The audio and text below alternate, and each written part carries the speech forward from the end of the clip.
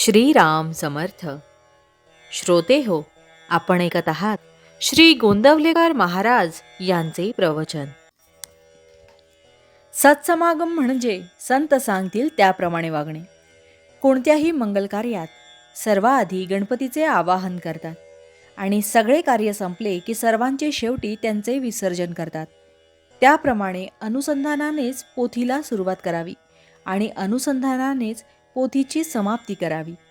लौकिक कार्यामध्ये गणपतीचे विसर्जन झाल्यावर आपण शिल्लक उरतो, पण अनुसंधानाचे विसर्जन करताना आपणही त्यात नाहीसे व्हावे.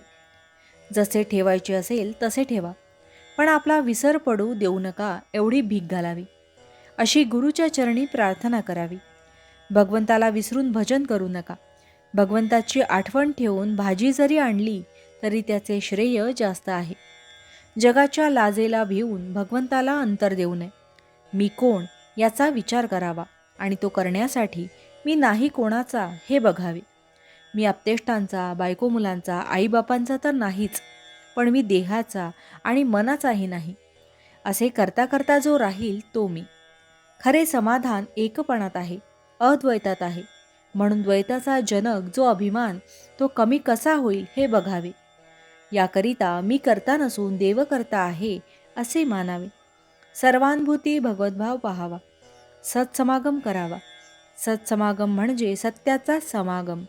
सत्पुरुषाच्या वचनावर विश्वास ठेवून त्याप्रमाणे वृत्ती बनवणे हा खरा सत्समागम आहे.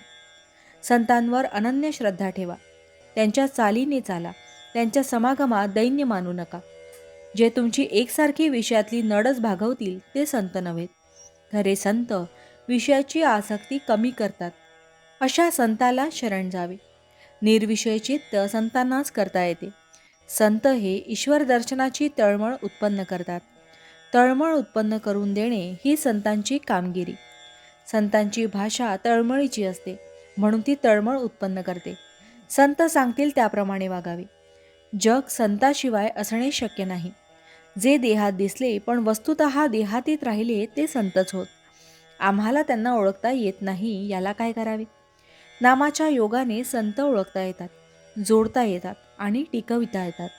जो भगवंताचे नाम घेईल त्याला संत भेटेल आणि तो त्याला भगवंताची प्राप्ती करून देईल. त्याचे कुठे अडणार नाही. पण जो नुसत्या शब्दज्ञानाच्या मागे लागेल त्याला आसक्ती सुटणार नाही आणि त्याचे जीवन सार्थकी लागणार नाही. भावार्थ, संतांच्या पदरात पडले की तो आपली लाज राखतो. जानकी जीवन स्मरण जय जय राम. महारुद्र हनुमान की जय. समर्थ रामदास स्वामी महाराज की जय. सब संतन की जय.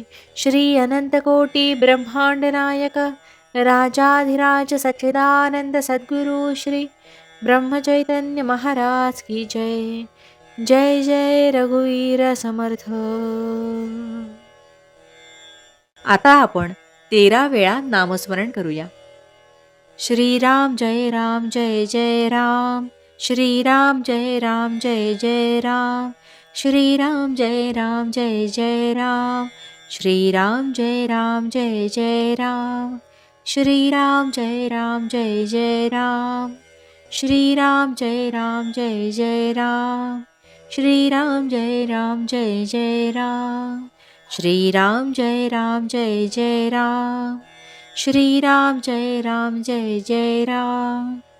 श्रीराम जय राम जय जय राम. श्रीराम जय राम जय जय राम. श्रीराम जय राम जय जय राम. श्रीराम जय राम जय जय राम. जय श्रीराम.